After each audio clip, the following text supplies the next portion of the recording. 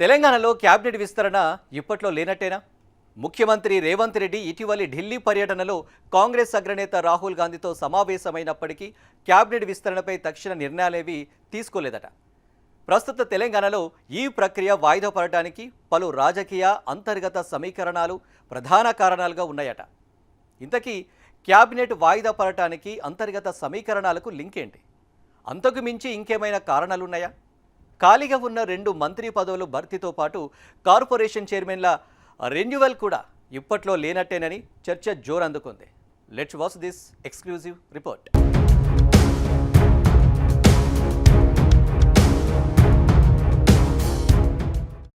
తెలంగాణలో కాంగ్రెస్ ప్రభుత్వం ఏర్పడి 2.5 అవుతున్నా పూర్తి స్థాయిలో కేబినెట్ భర్తీ చేయలేదు. ముఖ్యమంత్రి రేవంత్ రెడ్డి కేబినెట్లో ఇంకా 2 స్థానాలు ఖాళీగానే ఉన్నాయి.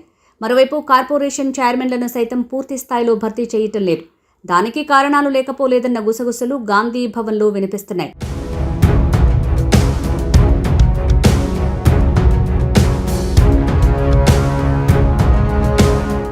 నిజానికి కాంగ్రెస్ ప్రభుత్వం ఏర్పడ్డ మరుక్షణమే పూర్తిస్థాయి కేబినెట్ ఉంటుందని అందరూ భావించారు. కానీ సీఎంతో కలిపి 17 మంది మంత్రులతో కేబినెట్ ఏర్పడింది. అయితే ఆ 15 మంది మంత్రుల్ని కూడా 3 విడతలుగా భర్తీ చేశారు. అందులో ఇంకా 2 బెర్తులు ఖాళీగానే ఉన్నాయి.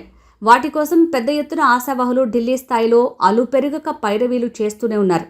కేబినెట్లో మిగతా జిల్లాల పరిస్థితి ఎలా ఉన్నా రంగారెడ్డి, నిజామాబాద్ జిల్లాలకు ఇంకా ప్రాతినిధ్యం లేదు.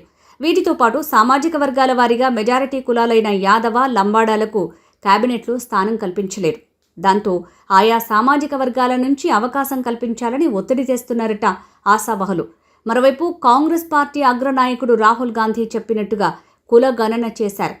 కానీ సామాజిక వర్గాల జనాభా ప్రాతిపదికన మాత్రం కేబినెట్లో అవకాశం కల్పించలేదని కుల సంఘాల నేతలు ఆరోపిస్తున్నారు. అయితే ఇవన్నీ ఒకెత్తైతే ఖాళీగా ఉన్న 2 కేబినెట్ స్థానాలు భర్తీ చేస్తే ఆశావహులు రానున్న హైదరాబాద్ గ్రేటర్ ఎంపీటీసీ, జెడ్పీటీసీ ఎన్నికలపై ప్రభావం చూపే అవకాశం ఉంటుందనే చర్చ గాంధీ భవన్లో రీసౌండ్ చేస్తోంది. అందుకే ఖాళీగా ఉన్న 2 కేబినెట్ స్థానాలు భర్తీ చేయడానికి ఏఐసీసీ అంగీకరించడం లేదనే చర్చ కూడా లేకపోలేదు.